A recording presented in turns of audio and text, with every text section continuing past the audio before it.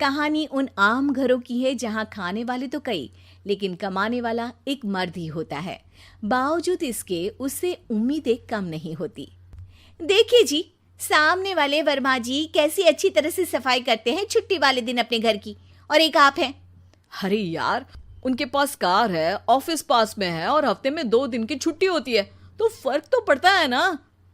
मेरी तो शादी ही गलत हो गई।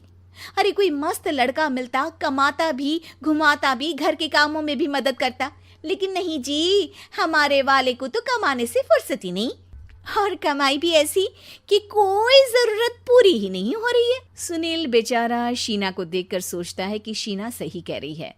देखने में सुंदर है, घर का सारा काम कर लेती है, उसे तो कोई भी अच्छा लड़का मिल सकता था। क्या सोच रहे हैं? भागने का इरादा तो नहीं है? अरे नहीं मेरी प्यारी बीवी, मैं तो नहीं, पर डर है कि तुम नहीं कहीं भाग जाओ मुझे छोड़कर। शीला सुनील के मुंह से प्यार भरी बात सुनकर मुस्कुराती है। आप भी ना। सुनील एक दिन ऑफिस से घर आता है कि तभी शीना कहती है, सुनिए जी, वो मेरी सहेली आई थी, सारा दिन वो लोग यहीं थे, अब जा रही थी तो मैंने कहा नहीं नहीं, मेरे पति छोड़ आएंगे ना तुम्हें, तो रोक लिया मैंने। सुनील थोड़ी देर कुछ सोचता है, फिर कहता है, ठीक है, मैं कपड़े चेंज करके आता हूँ। अरे तेरे पति को तो लग रहा है कि अच्छा नहीं लगा। अरे नहीं नहीं, ऐसी कोई बात नहीं है, रुको मैं अभी उन्हें घर के कपड़े देकर आती हूँ। शीना अंदर जाती है जहां सुनील पलंग पर लेटा होता है। अरे क्या मजाक है, वो कह रही है कि आपने मुंह बना लिया। सही तो कह रही है, सुबह से अब ऑफिस से लौटा हूँ, एक कप चाय का तो पूछा नहीं, 20 किलोमीटर जाओ और आओ, और फिर कल उसी टाइम पर ऑफिस। अरे यार, मुझे गाड़ी चलानी आती ना तो बोलती भी नहीं आपको, और कौन सा रिक्शा खींच कर जाना है आपको। सुनील अब क्या बोलता। रात देर से आता है और सो जाता है। अगले दिन शरीर दर्द हो रहा है। अरे तो मत जाओ ना ऑफिस, चलते हैं ना मार्केट घूमने, फिर पिक्चर देखेंगे और रात में खाना खाकर घर वापस। सुनील जब सारे दिन की थकान वाला शेड्यूल सुनता है तो वो सीधे सीधे ऑफिस के लिए तैयार हो जाता है। अब आए दिन शीना की डिमांड बढ़ती ही चली जाती है और सुनील उसको पूरा भी करता। लेकिन एक दिन, ए जी मेरा भाई आ रहा है, उसे 2 लाख रुपए की जरूरत है। हाँ तो मैं क्या करूँ शीना, मेरे पास इतने रुपए नहीं है। हाँ हाँ पता है नहीं है, लेकिन किसी से लेकर तो दे सकते हो ना। अरे मैं किससे मांगू, मेरे तो जानने में भी कोई नहीं है जिसके पास इतनी बड़ी रकम हो। तभी वहां शीना का भाई शीनू आ जाता है। जीजा जी कैसे हैं आप? अब मैं ठीक हूँ शीनू, अचानक इतनी बड़ी रकम की जरूरत कैसे पड़ गई? अरे जीजा जी, वो बिजनेस शुरू किया ना, तो उसके लिए पैसे की जरूरत है, काफी हो चुका है, थोड़ा पैसा बचता है तो मैंने सोचा आपसे ले लूं। अब देखो, मेरे ऑफिस में कुछ लोग हैं जिनकी सेविंग अच्छी है, मैं उन लोगों से बात करके देखता हूँ। सुनील ऑफिस से किसी से पैसे लेकर शीना को दे देता है।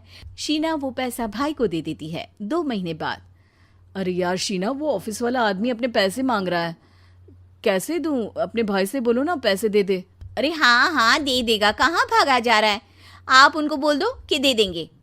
थोड़े दिन बाद, शीना वो आदमी मुझसे आज भी पैसे मांग रहा था यार, मैं तंग आ गया हूँ, ऑफिस जाते ही सामने उसका चेहरा दिखता है, क्या बोलूँ, बार बार पैसे मांगता है।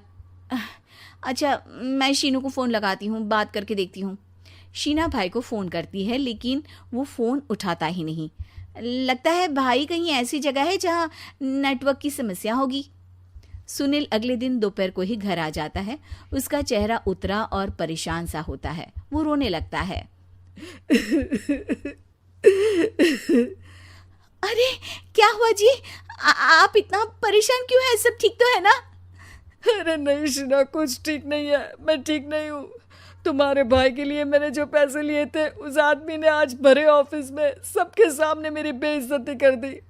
सबके सामने आज मैं कर्जदार बनकर खड़ा था।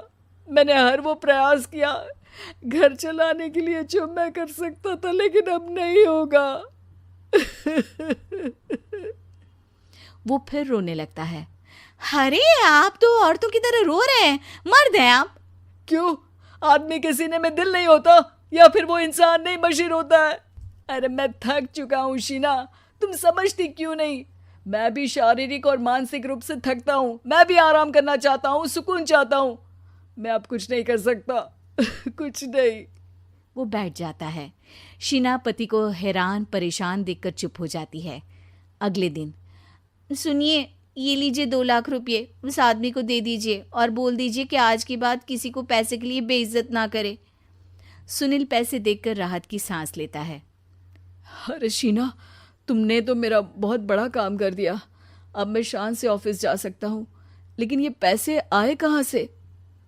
ये पैसे मैंने अपने गहनों को गिरवी रख कर लिया है। तुम ठीक रहो, निश्चिंत रहो, मैं बस यही चाहती हूँ। मुझे माफ़ करना, पर अब मैं समझ चुकी हूँ कि मर्द को भी दर्द होता है।